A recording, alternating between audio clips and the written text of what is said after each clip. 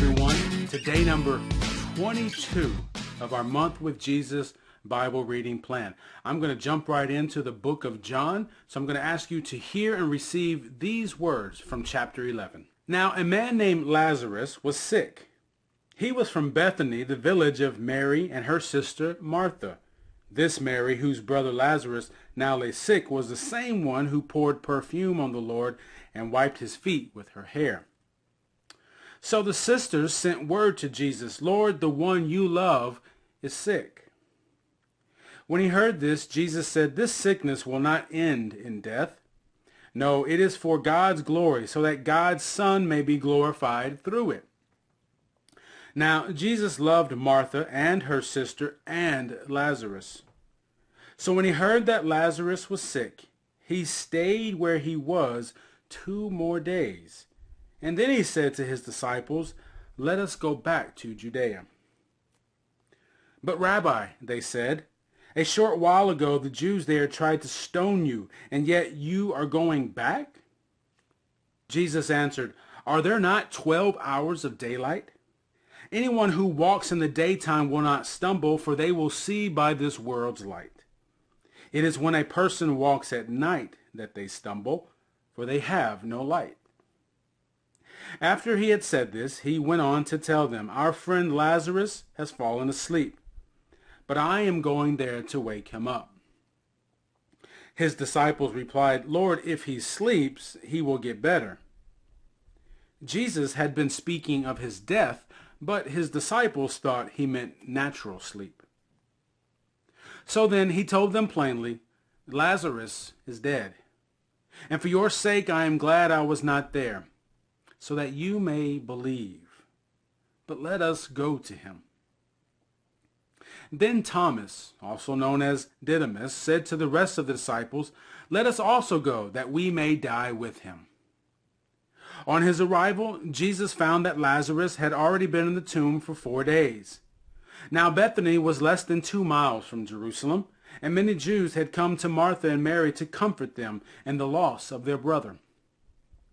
When Martha heard that Jesus was coming, she went out to meet him, but Mary stayed at home. "Lord," Martha said to Jesus, "if you had been here, my brother would not have died. But I know that even now God will give you whatever you ask." Jesus said to her, "Your brother will rise again." Martha answered, "I know he will rise again in the resurrection at the last day." Jesus said to her, "I am the resurrection and the life. The one who believes in me will live even though they die. And whoever lives by believing in me will never die. Do you believe this?" "Yes, Lord," she replied. "I believe that you are the Messiah, the Son of God, who is to come into the world." After she had said this, she went back and called her sister Mary aside. "The teacher is here," she said, "and is asking for you." When Mary heard this, she got up quickly and went to him. Now Jesus had not yet entered the village, but was still at the place where Martha had met him.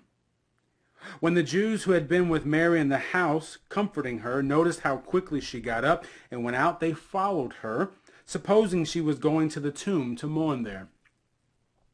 When Mary reached the place where Jesus was and saw him, she fell at his feet and said, "Lord, if you had been here, my brother would not have died." When Jesus saw her weeping, and the Jews who had come along with her also weeping, he was deeply moved in spirit and troubled. "Where have you laid him?" he asked. "Come and see, Lord," they replied. Jesus wept. Then the Jews said, "See how he loved him." But some of them said, "Could not he who opened the eyes of the blind man have kept this man from dying?" Jesus, once more deeply moved, came to the tomb. It was a cave with a stone laid across the entrance. "Take away the stone," he said.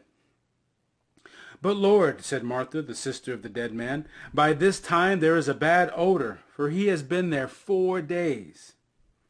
Then Jesus said, "Did I not tell you that if you believe, you will see the glory of God?" So they took away the stone. Then Jesus looked up and said, Father, I thank you that you have heard me.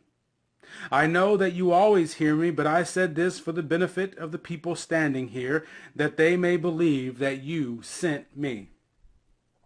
When he said this, Jesus called in a loud voice, Lazarus, come out. The dead man came out, his hands and feet wrapped with strips of linen and a cloth around his face. Jesus said to them, Take off the grave clothes and let him go. Amen. Amen.